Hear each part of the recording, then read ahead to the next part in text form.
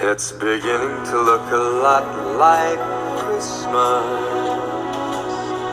everywhere you go. What's up, guys? Welcome back to Ho Ho Oh, the Project Potter Christmas special, guys. Welcome to night 7. Tonight we are reviewing the Muppet Christmas special, the 1992 film, guys. My name is Kyle, your host.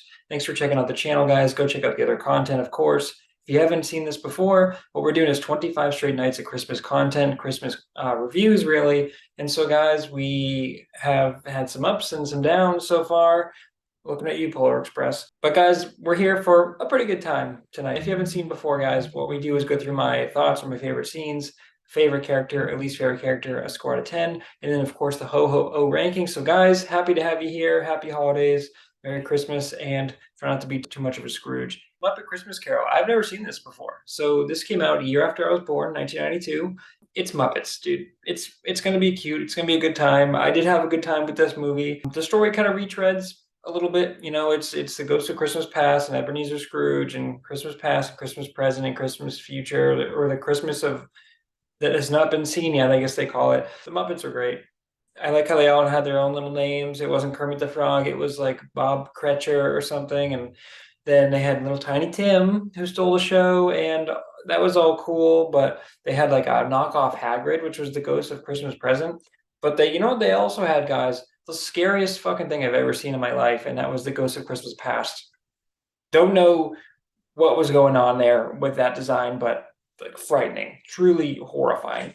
But they also have the narrators, guys, and this is really cute because they're like Ebenezer Scrooge comes in and he's like, "Why are you whispering?" And he's like, "For dramatic effect," and it's just really great. And they tell the story, and he's like, "Oh, Scrooge was in there and he had to turn all the lights on," and he's like, "How do you know what's up there?" He's like, Scrooge is up there, we're out here," and he's like, "Storytellers know all," and he's like, he had to turn the lights on, and the lights come on, and it's cute, and it's obviously like happy-go-lucky. It's silly, it's fun, and it's the Muppets is not supposed to be like a serious movie.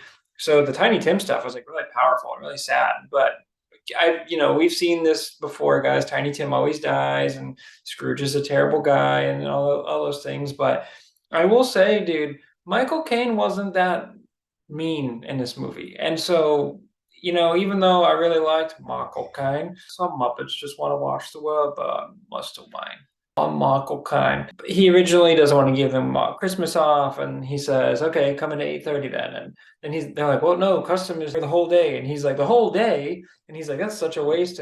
But he's never really like mean. He's never really like grouchy and grumpy. And it's like Michael Caine is just too nice. And so I had a problem with that, guys. But overall, really fun time. We get the fun. The animation is somewhat to be desired, but it's Muppets, and it's small little sets, and they did what they had to do, and they're going through back and forth, and the emotional storytelling was there. And yeah, guys, it's a Muppet Christmas. What else do you want me to say? All right, guys, the best character in this one, this little tiny Tim, bro. This little baby Tim. I do want to mention one scene that I forgot to mention that I'm going to put in right here because I think it's so funny and I was cracking up. And it's a little scene, but the animation is great, or the Muppets themselves, the facial animation, I was cracking up. So I'm going to put that in right yeah.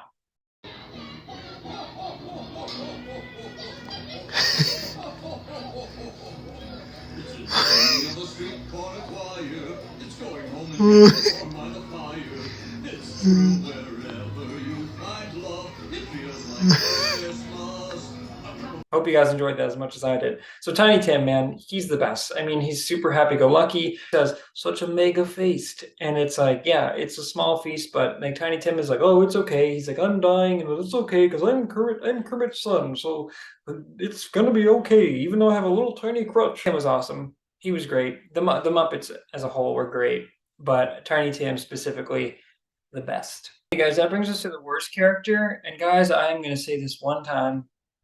The Ghost of Christmas Past. What the fuck is this?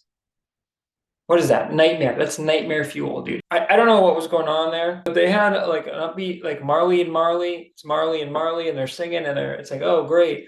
And then they're like, "Oh, we got these chains," and they're like, "You're going to be visited by the ghost of Christmas past." And we're like, "Okay, Ghost of Christmas Past should be fine." And then this creature comes on screen, and I go, it's like that John Travolta meme, where I'm like, Like, what is this a kids movie? What's going on here? So, and then they went like Hagrid style for Christmas, Ghost Christmas Present. And in future, they do like a Grim Reaper style, which was cool, but also kind of creepy because it had like a face that was caved in, almost like kind of Witcher 3 style. So I was like, is this movie made for kids? Because I don't know, dude. Ghost of Christmas Present, excuse me, Ghost of Christmas Past for sure. God, no, just no, just nope. Okay, guys, that brings us to the score. This is a 7-4. This is a fun movie. It's a cute movie. I had a good time with it. It's not, anything crazy. It's not going to be something I watch every year. It's not a, I don't want to say it's a Christmas classic. I don't think it's top tier Christmas. Like I would much rather watch like The Grinch, obviously, before this, or Just Friends, or any of the movies that I inevitably put ahead of this. Guys, not to spoil the rankings a little bit, but it's a fun movie. It's a Muppets movie. I had a good time. It was cute. The singing wasn't great. I thought the singing would have been a little bit better, but it's always weird mixing like humans and Muppets, but that's kind of what it is. And I know this isn't Jason Segel's Muppets where he's singing and playing the piano and doing whatever he's doing, but it's a good time. It's just Michael Caine times where I thought he was pretty good with this acting, where he's like breaking down crying at the end, and then I thought there were times where he was just standing there and he was just standing in front of a green screen, and you could tell he was just I didn't want anything to do with this. So it's up and down ride, but it's a fun movie. It's not a bad movie by any means. It's a cute watch, and that's why it gets the score that it does. Okay, guys, that brings us to the Ho Ho O rankings. So, guys, this one is going to slot in as I look at my phone here because I have a terrible memory and can't remember, can't keep track of all these movies. This one slots in at number 5, guys. So our rankings through 7 movies. Number 1, Rudolph the Red-Nosed Reindeer at 9.8. Number 2, Bad Santa at 9.7. Number 3, Just Friends at 8.3. Number 4, How the Grinch Stole Christmas at an 8.2. This one slots in at number 5. Number 6, The Polar Express at a 6.1. And Charlie Brown Christmas, a 5.7 to round out through 7 movies.